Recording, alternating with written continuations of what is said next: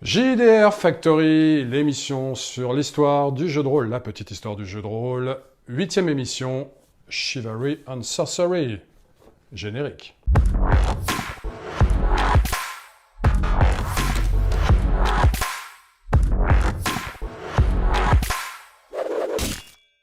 Bonjour à tous, 8e émission, Bonjour. Chivalry and Sorcery, salut Romain. Salut Farid. T'es là toi? On s'est pas déjà vu il y a pas Je longtemps crois, hein. Pour un autre.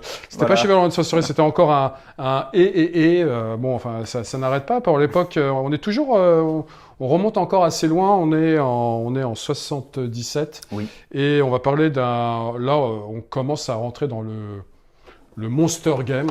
Le Monster Game. Alors, ça, je triche un peu. C'est ma boîte, là. C'est pas tout à fait la première édition. C'est la deuxième. Mais elle est déjà intéressante et pas mal. Une boîte avec 3 bouquins, mais à l'époque, c'était un livre. Et là, nous rentrons dans du jeu de rôle. Attention, là, c'est sérieux. Là. Mais ça rappelle aussi un peu un jeu de rôle dont on a parlé, TQML. Absolument. L'Empire de Empire of the Petal Throne. Oui. Et puis là, donc, on remonte un peu le temps. Et Edward Symbalist et Wilf Backhouse, deux Canadiens, qui d'ailleurs, j'ai appris, sont venus voir Gary Gygax pour leur proposer leur jeu. Chevalier. Chevalier qui s'appelait Chevalier. C'est le premier nom. Gary Gygax, il a lu, il a dû se dire, oh là là, c'est un peu trop touffu, un peu trop sérieux, tout ça. Peut-être, je ne sais pas. Bref, ils ont décidé de se débrouiller et d'aller voir Fantasy Games Unlimited FGU. et CNS. Chivalry and Sorcery, effectivement, qui, sous sa première itération, était un livre d'environ 130-150 pages, surnommé dans la communauté des rôlistes le Red Book, le livre rouge. Alors il y a 2 livres rouges célèbres dans l'histoire, hein, celui de Mao et celui de Edward Symbalist et de son confrère Backhouse. C'est un jeu qui effectivement veut se démarquer totalement de Donjons et Dragons. Il veut s'en démarquer d'abord et avant tout de 2 façons. Par le cadre de jeu, d'où la référence faite au professeur Barker dans la préface du livre rouge, et il veut s'en démarquer par les règles qu'il souhaite tout simplement plus complexes, plus simulationnistes, Plus réaliste. plus réalistes pour être plus proche précis. de la réalité. Voilà, non pas plus simulationniste, effectivement, tu as raison, mais plus réaliste. Et alors, ce réalisme se traduit par la référence à la chevalerie, à l'histoire, puisque c'est un jeu qui est inscrit dans l'histoire européenne, dans l'histoire de la chevalerie, et même, je dirais, disons-le carrément, on est un peu dans le monde de Chrétien de Troyes, dans les références. Ce qui peut évoquer déjà un petit peu ce que fera plus tard Greg Stafford avec le monde de la table ronde. Mais justement, il y a encore un aspect que Symbalist a voulu ajouter, c'est que autant Tolkien est une source d'inspiration évidente pour Gygax, mais pas finalement si appliqué que cela dans Donjons et Dragons. On est plutôt chez Vance que chez Tolkien. Là, il y a carrément dans le livre rouge, pas dans la boîte que tu as montré, Farid, parce que les droits d'auteur avaient déjà frappé, mais dans le livre rouge, il y a des allusions à Tolkien, évidentes, puisqu'on peut jouer notamment des elfes Noldor, on peut jouer des hobbits, il y a des allusions à l'anneau unique, etc. Et au Nazgûl, à Ça, Sauron. c'est la fête. Les gars, ils récupèrent Ah comme oui, ça. oui, c'est la première adaptation dans l'histoire du jeu de rôle de la Terre du Milieu, c'est dans Chivalry and Sorcery, nommément et clairement indiqué. Et donc on a ce mélange d'un monde chevaleresque, féodal, alors féodal un petit peu recomposé, imaginez. La deuxième édition d'ailleurs est beaucoup plus historiquement cadrée, parce que dans la première édition, si tu veux, c'est l'imaginaire, quand on dit chevalier, bon, c'est très flou. Le Moyen-Âge, il a duré 1000 ans. Hein, Surtout aux États-Unis, c'est un peu bizarre. Voilà. Et donc, la chevalerie est présente. Alors, ceci étant dit, qu'en est-il On reviendra sur la sorcellerie juste après, parce que c'est, disons-le tout de suite, c'est l'aspect le plus intéressant du jeu, et même le plus innovant, et celui qui a eu la plus grande portée. Nous allons y venir juste après, si tu veux bien. Parlons d'abord du système de jeu, qui est... alors, même s'il y a des D20 dans la boîte, c'est en fait un système des 100. C'est un système à pourcentage. Nous avons parlé de Boot Hill récemment dans une précédente émission qui utilisait des pourcentages. Techniquement, c'est vrai, c'est donc le premier jeu à pourcentage. Mais celui qui l'instaure en système avant le Basic Role Playing System de Chaosium, c'est Chivalry and Sorcery. Une fois qu'on a dit cela, peut-être que celles et ceux qui nous écoutent se disent, bon, bah, finalement, c'est un jeu assez simple. Les pourcentages, c'est un des systèmes les plus faciles et les plus évidents pour débuter. Alors, vous allez être un petit peu peut-être surpris. Parce que Farid, si je te dis CC, PCF, MAF, CL, MKL, PMF, ça te parle? Ah, mais bien sûr, évidemment. Bien sûr, hein, évidemment. Ce sont tous ces acronymes sont légion dans Chivalry and Sorcery. Les habitués de ce système, évidemment, savent de quoi je parle. Alors, le CC, c'est la capacité de transport, la carrying capacity, ce que tu peux porter. La MAF, c'est le military ability factor. Le PCF, c'est le personal combat factor. Pardon. Le CL, c'est le command level. Le MKL, c'est le magic level. Et le PMF, c'est le personal magic factor. Tous ces termes sont les bases, les briques qui permettent de construire tes chances de réussite. À cela, tu ajoutes quantité phénoménale de modificateurs et tu vas obtenir un système qui n'est pas complexe, mais qui peut-être manque, disons-le, en toute objectivité, de fluidité, et qui va s'adresser à des maîtres de jeu et des joueurs qui aiment ce degré de réalisme et de simulation. On trouve des éléments qui viennent de DD. L'alignement, par exemple. Et qui est une valeur dans ce jeu. C'est une valeur entre 1 et 20. Alors, si vous avez 1, ça veut dire que vous êtes plutôt loyal. Et si vous avez 19, vous êtes plutôt chaotique. Voilà. Il y a également un système, je dirais, judéo-chrétien. Puisqu'on se place dans la chevalerie européenne française, la foi, par exemple, les clercs, c'est la foi en Dieu, le Dieu unique de la religion catholique. Dans les premières éditions, ça se limite à cela. Dans les éditions plus récentes, disons, non, ça ne se limitait pas à cela, mais les autres religions étaient vues de façon très superficielle. Dans les éditions plus récentes, le judaïsme, l'islam sont intégrés au système de jeu. Et donc alors vous voyez cet étrange mélange entre Tolkien et, je dirais, un référent historique. C'est un des premiers jeux d'ailleurs vraiment historiques. Hein. Il n'y en a pas eu beaucoup avant, même aucun, qui veut s'intégrer historiquement avec des dates, des noms de lieux réels, et des siècles. Je n'en vois pas d'autres avant 1977. Peut-être Boot Hill en référence au western américain. Voilà, exactement. C'est donc aussi un des premiers jeux historiques. Et d'ailleurs, en parlant de système, même la création de personnages est assez pas complexe, mais assez touffu, avec environ plus d'une dizaine de caractéristiques: dextérité, constitution, force, sagesse, intelligence, bardic voice, la voix bardique. Oui, la voix bardique. L'apparence, la férocité, le charisme, la piété. Il y a même des caractéristiques secondaires comme le corps, le body, la fatigue. C'est quand même touffu. Et puis quelque chose qui m'a fait triper à la lecture du bouquin, c'est le signe astrologique. Oui, quand tu crées ton personnage, tu dois indiquer tu détermines plutôt par les dés sous quel signe tu es né, et il y a des signes qui vont être plus favorables à une classe qu'à d'autres. Et c'est un point assez amusant, disons-le, parce que justement, le cymbaliste et Backhouse voulaient sortir, je dirais, de ce qu'ils appelaient, attention, ce n'est pas moi qui le dis, mais un certain simplisme dans la représentation notamment du combat. C'est-à-dire qu'à DD, c'est un principe, c'est une philosophie, hein, c'est le principe de l'attrition et de la résilience. Système de combat très simple, à toi tu fais quoi, on passe à toi, chacun fait une action, et on a des ressources à gérer pour gérer plusieurs combats à la suite. Dans Chivalry and Sorcery, attention, ils anticipent sur Rollmaster, notamment, c'est-à-dire qu'un guerrier niveau 30 peut se faire tuer par une flèche tirée par un kobold de niveau 1. Il y a un système de gestion du combat qui prend en compte les points de fatigue. C'est une nouveauté, ça d'ailleurs. Hein. C'est-à-dire qu'il n'y a pas que les points de vie, il y a aussi la fatigue. Hein. Soulever ton épée à deux mains, ça va te fatiguer.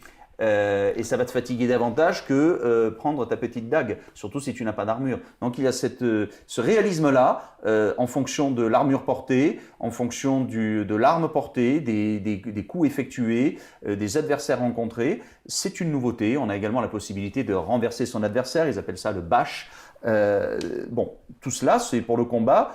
Ça rend le combat plus réaliste, beaucoup plus mortel. Et donc, on n'est pas dans une perspective de dungeon crawling. Eh bien, ça y est, je viens de comprendre. Space Opera, tu sais que c'est Symbalist, bien Space sûr. Opera, qui va sortir quelques à peu années près après, 3 ans plus tard. Pas très longtemps après. Je commence à comprendre, en fait. Les gars, il était déjà dans les systèmes, les principes touffus, etc. Et qu'on retrouve pour ce jeu médiéval fantastique. Et quelque chose qui m'a marqué dans ce jeu, c'est la magie. Et alors ça, c'est son comparse Wilf Backhaus, donc germano-canadien, qui était enseignant, un spécialiste de la phénoménologie de Hume. Il a écrit des articles académiques. Hein. Et là, je vais m'arrêter sur une autre personne. C'est que ce système de magie est inspiré par un certain Isaac Bonewits. Alors, ce personnage, si vous faites une recherche sur lui, vous verrez qu'il est décédé dans les années 2000. Il se définissait comme un néo-druide, néo-païen, un petit peu New Age. Il est, à ma connaissance, la seule personne qui ait eu un diplôme universitaire de la prestigieuse université de Berkeley, un Master of Arts en magie. D'accord. Oui. Okay. Et il a écrit un livre en 1971 qui a été un best-seller alors bien sûr pour les lecteurs et les adeptes de ce genre de théorie, qui s'appelle Real Magic, magie réelle, la vraie magie. Et il faut savoir que Isaac Bonewits a participé à GURPS de Steve Jackson, puisqu'il a écrit pour Steve Jackson Games, plus tard bien sûr, un ouvrage qui s'appelle Authentic Thaumaturgy, donc la thaumaturgie authentique, qui est un supplément pour le jeu de rôle GURPS. Et donc, qu'est-ce que c'est que cette Real Magic ? Eh bien, vous l'avez compris, ce sont des personnes qui, Bonewits croit dans la magie ritualiste et dans la magie druidique, etc. Et un de ses admirateurs, Backhaus, donc, a décidé de théoriser en jeu cette magie. Et c'est là qu'interviennent des concepts qui vont avoir une gloire qui va dépasser les années 70. D'abord, la magie est appelée Magic, avec à la fin écrit CK. Je suis sûr que les joueurs de Mage the Ascension, Mage l'Ascension de White Wolf reconnaissent cette orthographe qui est celle utilisée dans ce jeu qui est considéré encore aujourd'hui comme la somme des systèmes, une des plus grandes sommes dans les systèmes de magie. Ça vient de lui.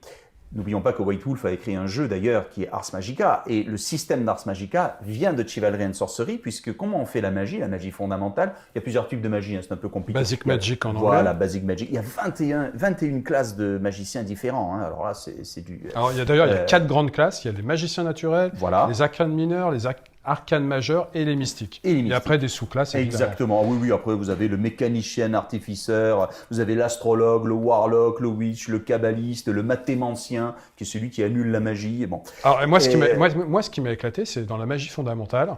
Bon, outre les niveaux de concentration, il y en a 22. C'est que tu utilises 4 éléments assez classiques, feu, eau, terre, terre. Les éléments alchimiques, on va dire.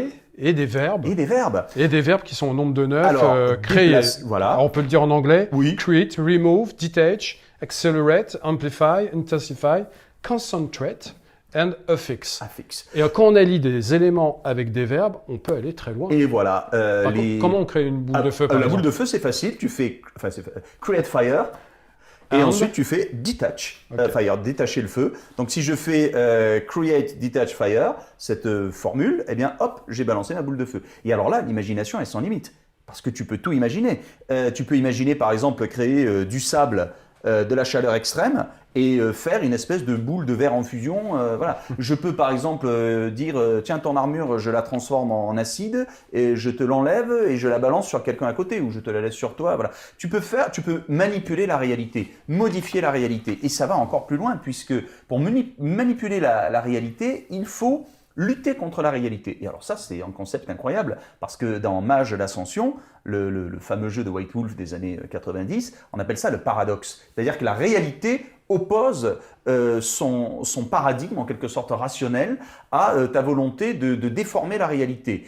Eh bien, dans Chivalry and Sorcery, ça existe. Ça s'appelle, alors ils appellent ça le BRM, encore en acronyme, on en manquait. Il n'y avait pas assez, je trouve. Typiquement américain. Voilà. Donc, la BMR, Basic Magic Resistance, la résistance à la magie basique, qui sur une échelle de 1 à 10. Et donc, le magicien va devoir méditer sur ses sorts, pratiquer sa magie dans son coin, pour faire en sorte que ses sorts puissent faire baisser cette barrière magique pour qu'il puisse les lancer. Et d'ailleurs, il y a quelque chose de très intéressant, c'est que le magicien dans ce jeu gagne des points d'expérience quand il pratique sa magie dans son coin, quand il médite, quand il fait ses études, et il en gagne autant, sinon plus, que s'il allait dans des donjons tuer des monstres. Et précisons une chose aussi, la magie est monstrueusement puissante. C'est-à-dire que pour te donner un ordre d'idée, je te donne un ordre d'idée. T'es juste en train de dire que les chevaliers ils servent à rien en fait là. Finalement, dans Chivalry and Sorcery. C'est-à-dire que ça va dépendre du maître de jeu justement, et que franchement, si je suis joueur, qu'on joue tous des chevaliers et que le maître de jeu commence à nous dire le méchant du scénario c'est un magicien, bon au revoir, j'ai piscine, hein, c'est pas la peine. Pourquoi? Parce que un magicien par exemple de niveau 9, qui a un Magic Level 9, ça va jusqu'à 22. Donc 9, tu vois, c'est même pas la moitié. Hein. C'est 22 comme d'ailleurs les 22 arcanes du tarot. Hein. C'était une allusion.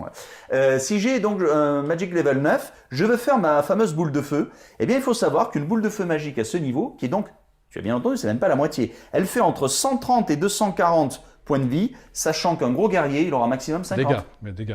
50. Oui, pardon, de dégâts, sachant qu'un gros guerrier, il a maximum 50. Ouais, il y a quelque chose. Donc c'est-à-dire que je suis même pas à la moitié de ma puissance et déjà minimum je te mets 130. Alors que toi, maximum, tu vas avoir 50-60 PV. Ce qui veut dire que la magie, oui, elle fait peur. C'est une magie ultra puissante, qui rappelle un peu d'ailleurs la puissance de magie. Si vous vous rappelez notre vidéo précédente sur Tekumel de Barker, j'avais dit que la magie était justement extrêmement puissante. Et le professeur Barker est cité par Symbalist, je le disais dans l'introduction, dans la préface, parce que justement, autre grande différence avec D&D, c'est qu'il y a un cadre, un univers, on explore le monde.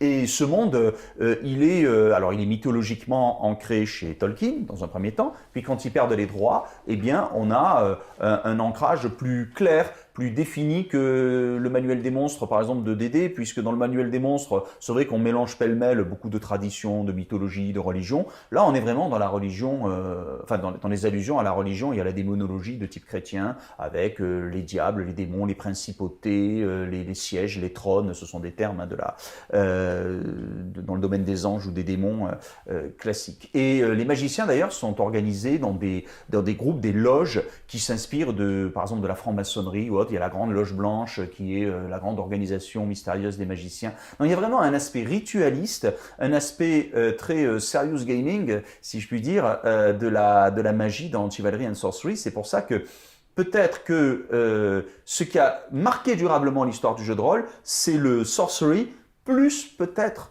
que le Chivalry dans ce jeu de rôle qui a eu droit à des extensions d'ailleurs, puisqu'on peut changer de civilisation. Hein. Je ne sais pas si tu le savais, mais il n'y a pas que les... il n'y a pas que 4 éditions. Exactement. Mais dès la première, ils avaient proposé un supplément qui s'appelle Swords and Sorcerers, où on peut jouer des Mongols, on peut jouer des Vikings. Voilà. Et à signaler, mais peut-être que nous ferons une émission, ou disons que dans une émission future, nous détaillerons un peu davantage. Il y a même un setting historique qui date de quelques années après, début des années 80, qui est Land of the Rising Sun, et qui est le premier jeu de rôle de l'histoire du jeu de rôle à parler du Japon. Du Nippon. Féodal, et c'est un des premiers du moins. Il y a Bushido aussi. D'ailleurs, tout ça, c'est chez FGU, c'est le même éditeur. Mais nous en reparlerons probablement dans une autre émission. Tout cela pour dire qu'on peut jouer dans plein d'univers différents au cours de l'histoire. Il y a eu l'univers même des dinosaures, des sauriens. On peut jouer des hommes lézards dans un univers très dinosaurien, on va dire. Il y a Marrakouche dans des éditions plus récentes. Il y a Ardennes. Ce sont des univers qui ont été créés pour Chivalry and Sorcery. Donc, une fois qu'ils ont perdu Tolkien, la Terre du Milieu, est resté l'univers, je dirais, réaliste, le nôtre, le monde féodal, et puis après, d'autres univers de jeu. Ils sont diversifiés. Voilà, diversifiés, même si je crois que parmi les personnes qui nous écouteront, il y aura peut-être des amateurs et des joueurs encore de ce jeu. La première et la deuxième édition restent celles qui est le plus haut dans le cœur des pratiquants. Troisième, quatrième ont été considérées par les joueurs, du moins comme des échecs, le jeu avait perdu de son âme. Et c'est pour ça que la toute dernière édition, c'est un Kickstarter de 2018, je crois, enfin autour de cette date, revient au système de règles de la première et deuxième. C'est clairement indiqué, c'est back to basics, comme on dit, retour à la maison, et c'est le jeu, d'ailleurs, tu sais le petit livre rouge, enfin d'ailleurs, c'est plus le petit livre rouge.